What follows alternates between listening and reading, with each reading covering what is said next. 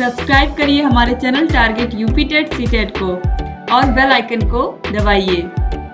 Hello friends, मैं रेनू स्वागत करती हूँ आप सभी भावी अध्यापक एवं अध्यापिकाओं का आपके अपने channel target UP TET CTET में। दोस्तों, आज की इस क्लास में हम पढ़ने वाले हैं आपके डीएलएड फोर्थ सेमेस्टर के छठवें पेपर यानी कि हिंदी के मोस्ट इंपॉर्टेंट अति लघुत्तम क्वेश्चंस को। और ये सारे के सारे क्वेश्चंस जो यहाँ पर हम पढ़ेंगे ये आपकी पवन सीरीज के प्रश्न है। तो चलिए स्टार्ट करते हैं क्वेश्चन नंबर 1 से। क्वेश्चन नंबर 1 है, शुद्ध उच्चारण के प्रमुख तत्व क्या हैं? तो देखिए, शुद्ध उच्चारण के लिए क्या क्या बहुत जरूरी होता है। सबसे पहले है ध्वनि व्यवस्था। इसका मतलब है शुद्ध उच्चारण के लिए संस्कृत ध्वनियों का पूर्ण ज्ञान होना आवश्यक है।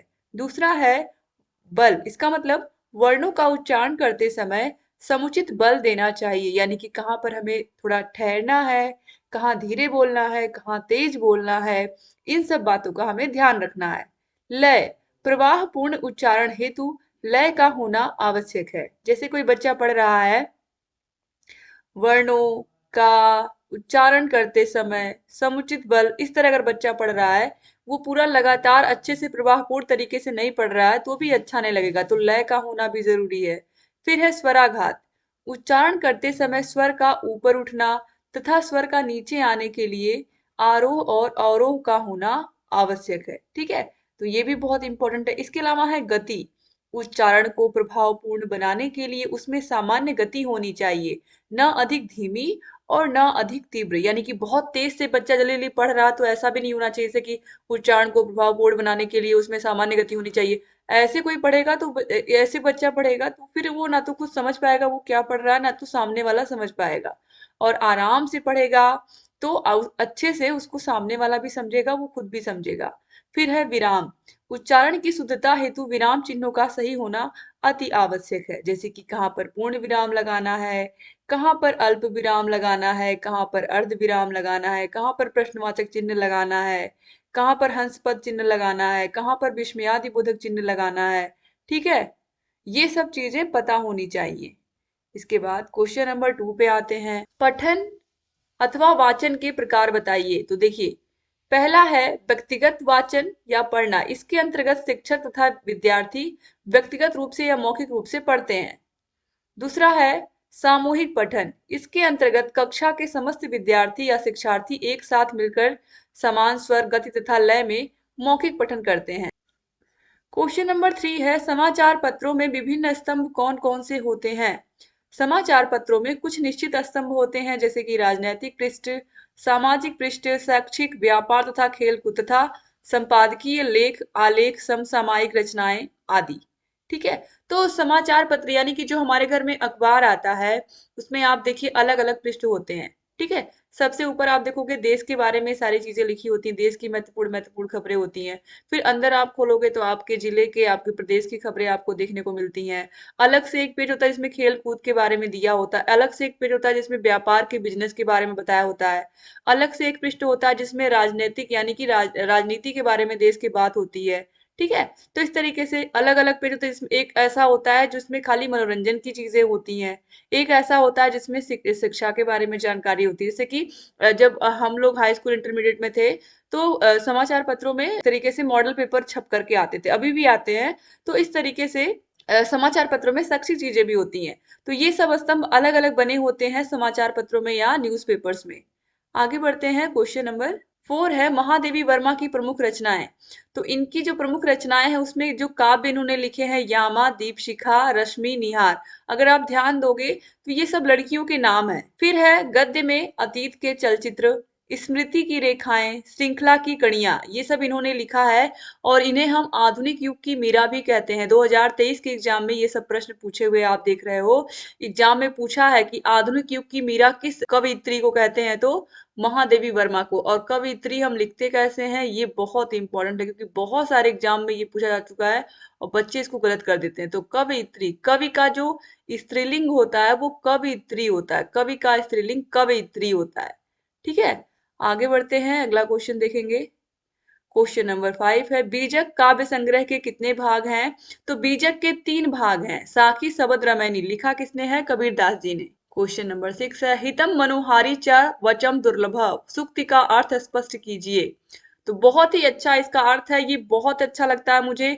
हितकारी और प्रिय लगने वाली बात एक साथ संभव नहीं होती है। जैसे कि हम कहते हैं कि ऐसी दवा जो पीने में मीठी भी हो और हमारा स्वास्थ्य भी जल्दी ठीक कर दे, ऐसा मिलना मुश्किल है। सेम वही चीज है कि ऐसे वचन कोई हमें जो हमारे हमारे लिए हमारे भविष्य के लिए अच्छा भी हो और हमें अच्छा भी लगे। जैसे कि माँ बाप जब बच्चों को समझाते हैं डांटते हैं तो उन्हें बहुत बुरा लगता है, लेकिन माँ बाप हमेशा अपने बच्चों की अच्छा ही चाहते हैं। तो बस वही चीज है, इस उक्ति का अर्थ ही यही है। ठीक है, क्वेश्चन नंबर 7 पे आते हैं। आवारा मसीहा के लेखक कौन है? ये बहुविकल्पी प्रश्न में भी पूछा हुआ प्रश्न है। देखिए आदि लघु उत्तरी में भी पूछा है 2022 में। आवारा मसीहा के लेखक विष्णु प्रभाकर जी हैं। दोस्तों अगर आपको सारे विषयों के नोट्स चाहिए, क्लासेस चाहिए, सारे विषयों की मास्टर क्लासेस चाहिए, सारे विषयों के राजन सीरीज पवन सीरीज की पूरी पीडीएफ चाहिए, सारे विषयों के प्रीवियस ईयर क्वेश्चन पेपर्स चाहिए, तो ये सब आपको मिल जाएंगे हमारे ऐप में। ऐप का नाम है अस्तित्व अकेडमी, और डिस्क्रिप्शन बॉक्स और कमेंट बॉक्स में आपको सारे के सारे विषयों की भी लिंक मिल जाएगी, यूट्यूब पर भी। लेकिन अगर आपको सारे विषयों के नोट्स चाहिए फोर्थ सेमेस्टर की, तो नोट्स आपको हमारे ऐप में ही मिलेंगे, और ये हमारा कॉन्टेक्ट नंबर है, इस पर कॉल करके या मैसेज करके आप सारी जानकारी हमसे ले सकते हैं। क्वेश्चन नंबर 8 है, कबीर की रचनाएं लिखिए। तो कबीर की रचनाएं साखी सबद रमैनी अभी आपने देखा है, और उक्त सभी कबीर ग्रंथावली में संग्रहित हैं। ठीक है। क्वेश्चन नंबर 9 है, उपसर्ग और प्रत्यय में क्या अंतर? हम सभी को पता है कि जो प्रत्यय है वो किसी भी शब्द के अंत में जुड़ता है, यानी कि बाद में। जैसे कि कार्यधन आलय, कार्यालय, ये आलय पीछे जुड़ा है कार्य की। और उपसर्ग में शब्दांश के शब्द से पहले ही जुड़ता है, जैसे कि पालन से पहले अनु जोड़ देने से अनुपालन हो गया। कार में अगर प्र उपसर्ग जोड़ देंगे तो प्रकार हो जाएगा। ठीक है। हार में अगर प्र उपसर्ग जोड़ देंगे तो प्रहार हो जाएगा। इस तरह से क्वेश्चन नंबर 10 पे आते हैं। एक कंठस्थ नीति श्लोक लिखिए। एक श्लोक आप लोग जरूर याद कर लीजिएगा। नैनम छिन्दन्ति शस्त्राणि नैनम दहति पावकः न चैनम क्लेदन्त्यापो न शोषयतु मार्तः। इसका मतलब क्या है? इसको यानी कि आत्मा को न तो शस्त्र काट सकते हैं, न ही अग्नि इसे जला सकती है, न जल इसे गीला कर सकता है, और न वायु इसको सुखा सकती है, अर्थात यह सदा विकार रहित स्थिति में रहती है। क्वेश्चन नंबर 11 पे आते हैं। पेड़ से पत्ते गिरते हैं का संस्कृत में अनुवाद करिए। तो वृक्षात पत्राणि पतंती, वृक्षात त के नीचे हलंत रहेगा, वृक्षात पत्राणि पतंती। इसमें कौन सा समास अगर पूछता है तो इसमें कौन सा समास है? अपादान। इसमें कौन सा कारक है? तो कौन सा कारक है? अपादान कारक, पंचमी विभक्ति। क्वेश्चन नंबर 12 है, शताब्दी एक्सप्रेस के समय से पहुंचने की संभावना है, यह किस प्रकार का वाक्य है?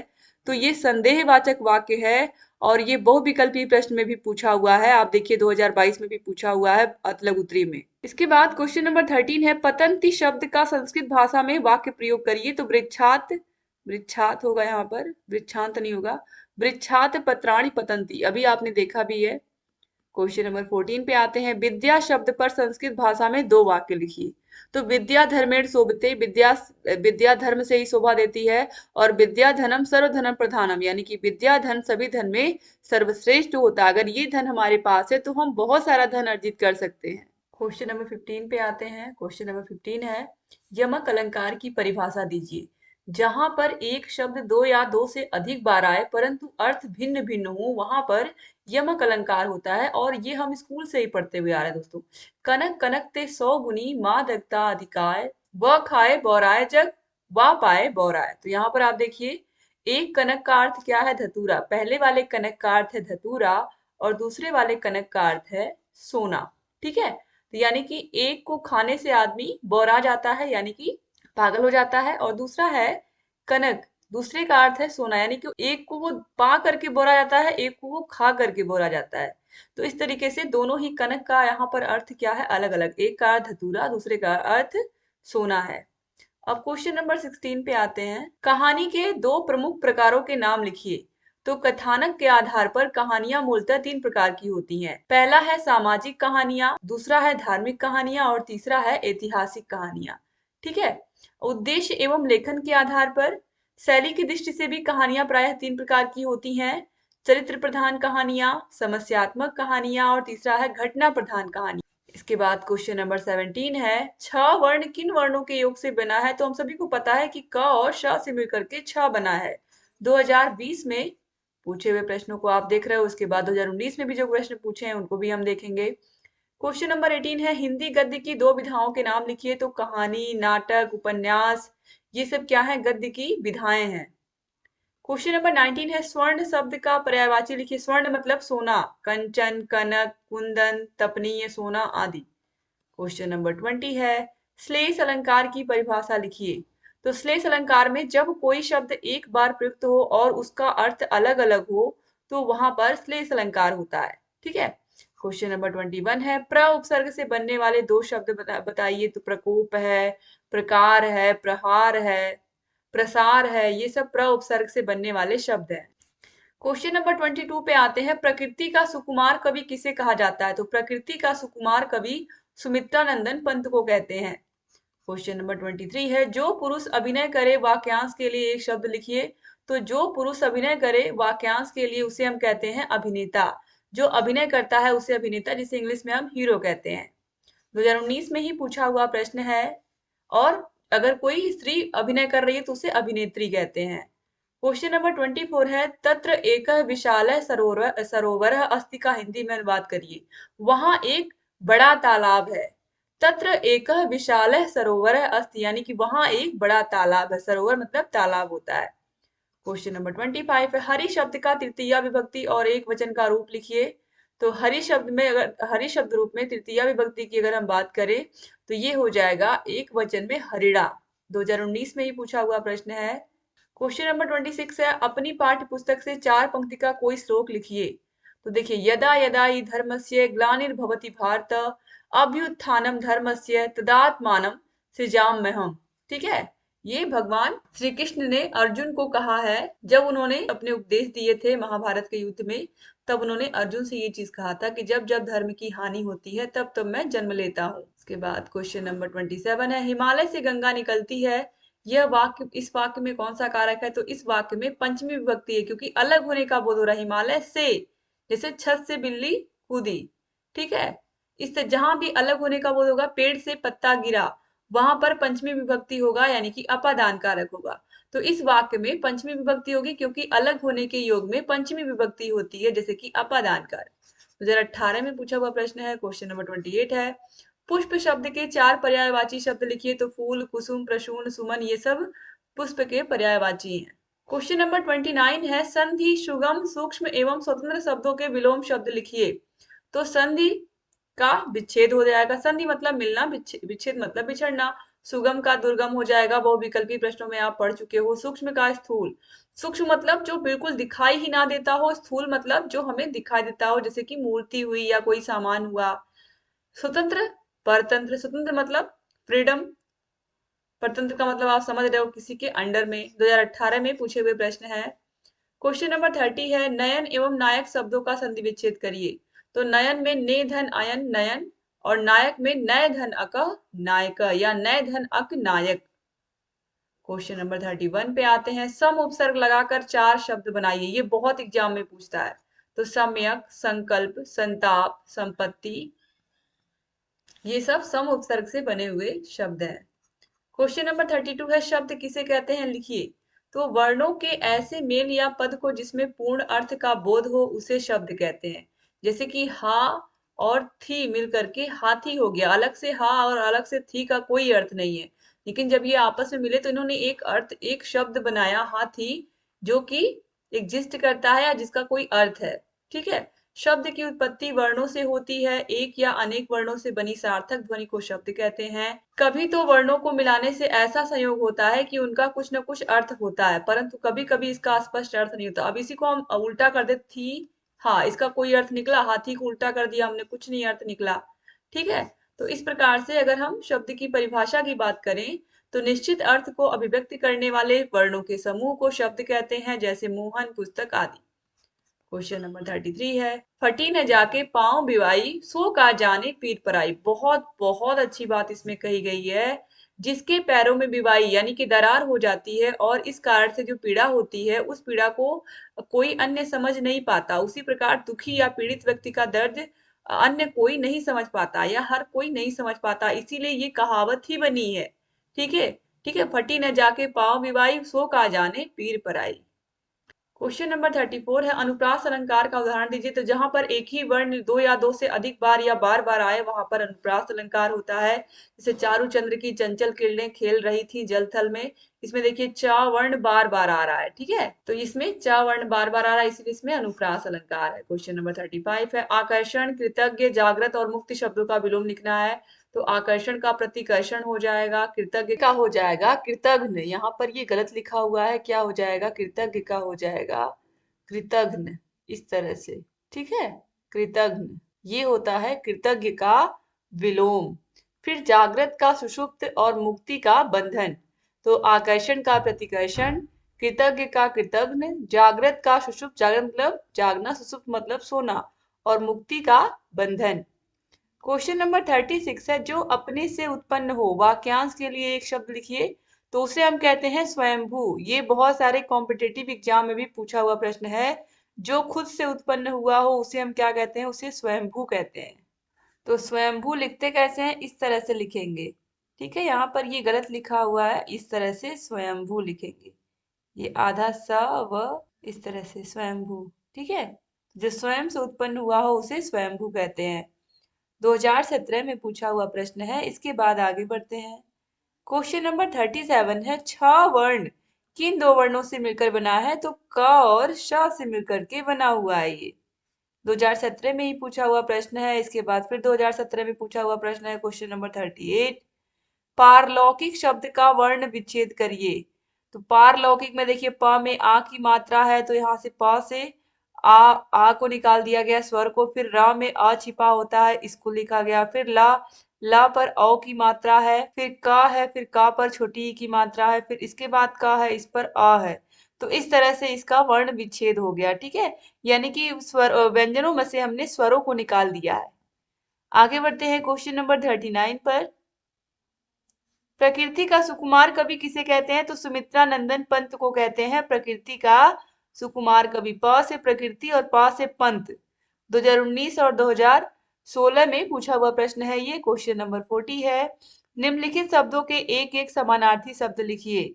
तो खग का क्या हो जाएगा, पक्षी, और धरती का हो जाएगा वसुधा। क्वेश्चन नंबर 41 है, सरोरु शब्द का क्या अर्थ है। तो सरोरु शब्द का अर्थ है कमल के समान। 2016 में ही सभी प्रश्न यहाँ पर जितने आप देख रहे हो सब पूछे हुए हैं। क्वेश्चन नंबर 42 है, तुलसीदास जी के गुरु का क्या नाम था। तो दोस्तों तुलसीदास जी के गुरु का नाम था नरहरि दास। यहाँ पर नरसिंह लिखा है, ये गलत है, नरहरि दास था, ठीक है, नरहरि दास। बहुत इंपॉर्टेंट है ये प्रश्न। नरहरि दास के गुरु का नाम क्या था, नरहरि दास था। आगे बढ़ते हैं अगले क्वेश्चन पर। क्वेश्चन नंबर 43 है, हिंदी गद्य की दो विधाओं के नाम लिखिए। तो कहानी है, नाटक है, उपन्यास है, ये सब गद्य की विधाएं हैं। क्वेश्चन नंबर 44 है, निम्नलिखित संस्कृत शब्दों के हिंदी में अर्थ लिखिए। तो तड़ाक को मतलब तालाब कहते हैं और नृप मतलब राजा। क्वेश्चन नंबर 45 है, जयशंकर प्रसाद के प्रमुख नाटकों का उल्लेख करिए। यहाँ पर नाटक पूछा है, तो नाटक उनका है ध्रुव स्वामिनी, अजात शत्रु, चंद्रगुप्त, स्कंदगुप्त, ये सब इनके नाटक हैं। और महाकाव्य इन्होंने कौन सा लिखा है, कामायनी। बार बार मैं बोलती हूँ कि एग्जाम में पूछता है, कामायनी इन्होंने लिखा, जो कि इनके द्वारा लिखा गया महाकाव्य है। क्वेश्चन नंबर 46 है, स्वर क्या है। जो वर्ण किसी अन्य वर्ण की सहायता के बिना बोले जाते हैं उन्हें हम क्या कहते हैं, स्वर कहते हैं। जैसे कि अ, आ, ई। इसके बाद क्वेश्चन नंबर 47 पे आते हैं, व्यंजन किसे कहते हैं। जो वर्ण स्वरों की सहायता के बिना नहीं बोले जा सकते उन्हें व्यंजन कहते हैं। या इस तरह से भी कह सकते हैं कि व्यंजन शब्द वे शब्द होते हैं जिन्हें हम बिना स्वरों की सहायता के नहीं बोल सकते हैं, ठीक है। या व्यंजन वर्ण वे वर्ण होते हैं जिनको बोलने के लिए स्वरों की आवश्यकता पड़ती है। क्वेश्चन नंबर 48 है, स्वर के कितने भेद होते हैं। तो स्वर के 3 भेद होते हैं, वो विकल्पी प्रश्नों में भी बताया मैंने, हरस्व स्वर, दीर्घ स्वर और मिश्रित स्वर या प्लुत स्वर, ठीक है, प्लुत स्वर भी इसको बोलते हैं, ठीक है। आगे बढ़ते हैं क्वेश्चन नंबर 49 पर। व्यंजनों के कितने भेद होते हैं। तो व्यंजनों के 3 भेद होते हैं, स्पर्श व्यंजन, अंतस्थ व्यंजन और ऊष्म व्यंजन। ऑलरेडी मैं बता चुकी हूँ कि आपकी बुक में 3 ही प्रकार दिया है, संयुक्त व्यंजन को प्रकार में नहीं माना है। क्वेश्चन नंबर 50 है, संयुक्त व्यंजन किन्हें कहते हैं। तो ऐसे व्यंजन जो एक से अधिक व्यंजनों के योग से बनते हैं उन्हें हम संयुक्त व्यंजन कहते हैं। जैसे कि जो छ है ये क और श से मिलकर के बना है। जो त्र है ये त और र से मिलके बना है। जो इया यहाँ पर जो ज्ञ है ये ज और इया से मिलके बना है, और जो श्र है ये श और र से मिलकर के बना हुआ है। क्वेश्चन नंबर 51 है, मिश्रित स्वर को समझाइए। मिश्रित स्वर चार है, इनका निर्माण दो भिन्न भिन्न स्वरों के मिश्रण से होता है, इसलिए इन्हें मिश्रित स्वर कहते हैं, जो कि इस प्रकार है। जैसे अ ई को मिलाने से ए बनेगा, अ उ को मिलाने से ओ बनेगा, अ ए को मिलाने से ऐ बनेगा, और अ ओ को मिलाने से अ बनेगा। क्वेश्चन नंबर 52 है, मौन पठन के दोष बताइए। तो पहला दोष यही है, भयभीत होकर पढ़ना। दूसरा है ध्वनि को नाक द्वारा निकालना। क्वेश्चन नंबर 53 है, मौन पठन का क्या अर्थ है। तो मौन पठन बिना श्रवणीय शब्दोच्चारण में किया गया पठन है, यानी कि हमारे आसपास वाले भी ना सुन पाए कि हम क्या पढ़ रहे हैं, हम मन में पढ़ रहे हैं, इसे कोई मौन पठन कहते हैं, यानी कि मुख से हमें कुछ नहीं बोलना है। क्वेश्चन नंबर 54 है, दीर्घ स्वर किसे कहते हैं। इनकी संख्या कितनी होती है, 8 होती है। बड़ा आ, बड़ी ई, बड़ा अ, बड़ा उ, री, ए, ऐ, ओ, औ, ये सब क्या है, ये सब दीर्घ स्वर है, क्योंकि इनको बोलने में हर्ष स्वरों से 2 गुना समय लगता है। क्वेश्चन नंबर 55 है, व्यक्तिगत वाचन का क्या अभिप्राय है, समझाइए। इसके अंतर्गत शिक्षक द्वारा शिक्षार्थी व्यक्तिगत रूप से मौखिक पठन करते हैं। क्वेश्चन नंबर 56 है, अनुपठन का क्या आशय है। जब शिक्षक श्लोक के किसी अंश का पाठ करता है तथा शिक्षार्थी उसका सामूहिक सस्वर पाठ करते हैं, तब यह अनुपठन कहलाता है। ठीक है। क्वेश्चन नंबर 57 है, अंतस्थ व्यंजन कौन कौन से होते हैं। तो य, र, ला, व ये चारों ही क्या है, अंतस्थ व्यंजन है। क्वेश्चन नंबर 58 है, संस्कृत वर्णमाला को कितने भागों में बांटा गया है। तो संस्कृत वर्णमाला को 4 भागों में बांटा गया है, स्वर, व्यंजन, विसर्ग, अनुस्वार। क्वेश्चन नंबर 59 पे आते हैं, समाचार पत्र किसे कहते हैं। दैनिक समाचार पत्र को अखबार कहा जाता है। इसमें प्रतिदिन होने वाली सामाजिक, राष्ट्रीय, भौगोलिक आदि प्रकार की खबरें प्रकाशित होती हैं, जिन्हें प्रतिदिन ही विदित कर दिया जाता है। यानी कि हम सभी को पता है कि जो न्यूज़पेपर है उसमें अलग अलग प्रकार की राष्ट्रीय, अंतर्राष्ट्रीय खबरें होती हैं, सामाजिक खबरें होती हैं, राजनीतिक खबरें होती हैं, शैक्षिक खबरें होती हैं। ठीक है। आगे बढ़ते हैं क्वेश्चन नंबर 60 पर, कमाल और कमाली किसकी संतान थे। तो ये कबीर की संतान थे। क्वेश्चन नंबर 61 है, मैथिली शरण गुप्त द्वारा रचित एक महाकाव्य का नाम लिखिए। तो साकेत। इसके अलावा अगर जयशंकर प्रसाद का पूछता है तो क्या बताएंगे हम, कामायनी।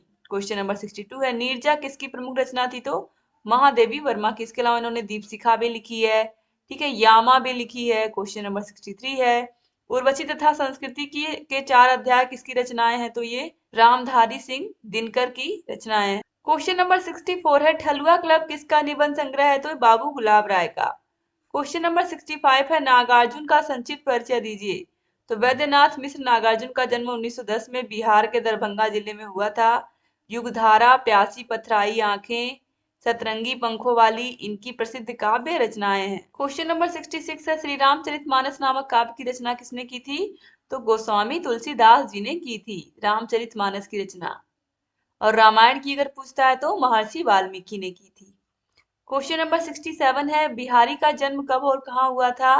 तो बिहारी जी का जन्म सन 1603 के लगभग मध्य प्रदेश के ग्वालियर जिले के अंतर्गत वसुआ गोविंदपुर गांव में हुआ था। क्वेश्चन नंबर 68 है, उर्मिला के रचयिता कौन थे। तो उर्मिला काव्य के लेखक बालकृष्ण शर्मा नवीन है। आगे बढ़ते हैं, क्वेश्चन नंबर 69 है, निराला जी की प्रमुख काव्य रचनाओं के नाम लिखिए, या इनकी रचनाएं कौन कौन सी हैं। तो परिमल, गीतिका, अनामिका, तुलसीदास, कुकुरमुत्ता, अणिमा, बेला, अर्चना, आराधना, गीत कुंज, नए पत्ते, अपरा। नए पत्ते बहुत पूछता है। इसके अलावा वह तोड़ती पत्थर, इलाहाबाद के पथ पर, ये सब निराला की ही रचनाएं हैं। क्वेश्चन नंबर 70 पे आते हैं, श्री रामधारी सिंह दिनकर का जन्म कब और कहाँ हुआ था। दोस्तों याद रखिएगा कि रामधारी सिंह दिनकर का जो जन्म है वो हुआ था 23 सितंबर 1908 को बिहार प्रांत में मुंगेर जिले के सिमरिया घाट नामक ग्राम में हुआ था। क्वेश्चन नंबर 71 है, सूरदास जी का जन्म कब और कहाँ हुआ था एवं इनकी प्रमुख रचनाएं कौन सी हैं। तो सूरदास जी का जन्म आगरा के निकट रुनकता नामक ग्राम में संवत यहाँ पर दिया है 1535, और यहाँ पर देखिए सन जो है 1478 ईस्वी में हुआ था। इनकी प्रमुख रचनाएं सूर सागर, सूर सरावली, साहित्य लहरी आदि हैं। क्वेश्चन नंबर 72 है, टैगोर की प्रमुख रचनाएं कौन सी हैं। तो रविन्द्रनाथ टैगोर को गीतांजलि के लिए हम सभी को पता है 1913 में नोबेल पुरस्कार मिला था साहित्य का। आप ही जनगण मन अधिनायक जय है यानी कि राष्ट्रगान के रचयिता भी हैं। इसके अतिरिक्त आमार सोनार बांग्लादेश के राष्ट्रीय गीत की भी रचना इन्होंने ही की है। क्वेश्चन नंबर 73 है, मुंशी प्रेमचंद की प्रमुख रचनाएं कौन सी हैं?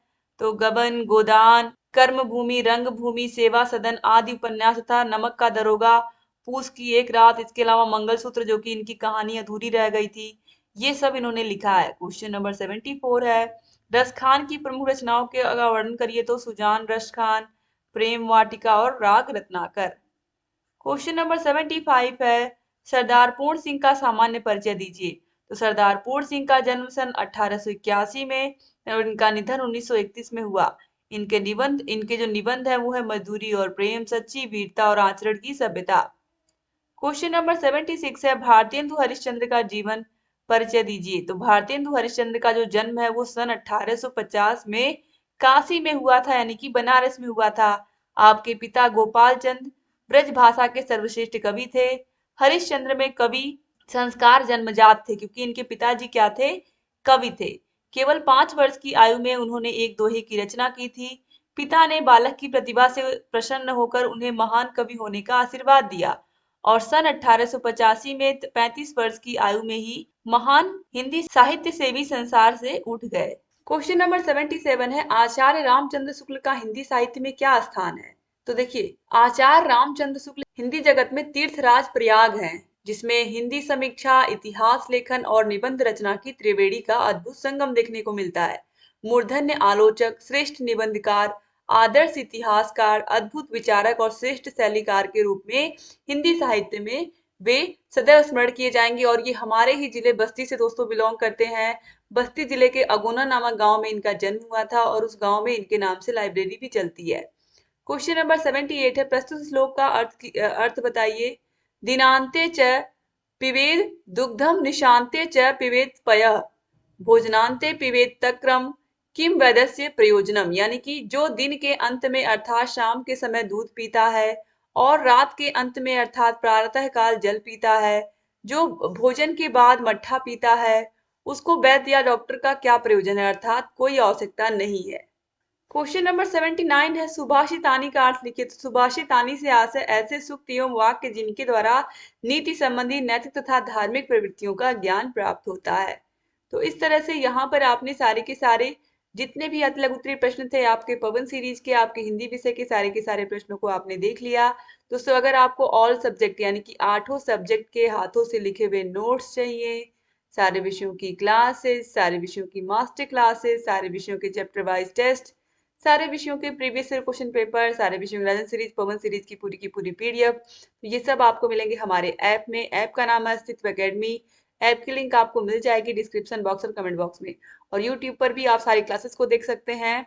अगर आप हमारे कोर्स को लेते हो तो आपको सारे विषयों के राजन सीरीज, पवन सीरीज की पूरी पीडीएफ जो आप देख रहे हो, ये पूरी पीडीएफ हम आपको दे देते हैं। तो अलग से इसको खरीदने की जरूरत नहीं पड़ती, ना राजन सीरीज को ना पवन सीरीज को, क्योंकि सारे के सारे बहुविकल्पी, सारे के सारे अति लघु उत्तरीय और सारे के सारे लघु उत्तरीय प्रश्न उसमें होते हैं। पूरी सीरीज का ही पीडीएफ हमने बना दिया है हर विषय का। ठीक है, तो ये सब आपको मिल जाते हैं हमारे ऐप में। ऐप को डाउनलोड करिए, पढ़ाई करिए अच्छे से। और अगर हमारे चैनल को सब्सक्राइब नहीं किया तो प्लीज सब्सक्राइब कर दीजिए। जहां कहीं कोई भी डाउट है हमसे पूछते रहिए। जय हिंद दोस्तों।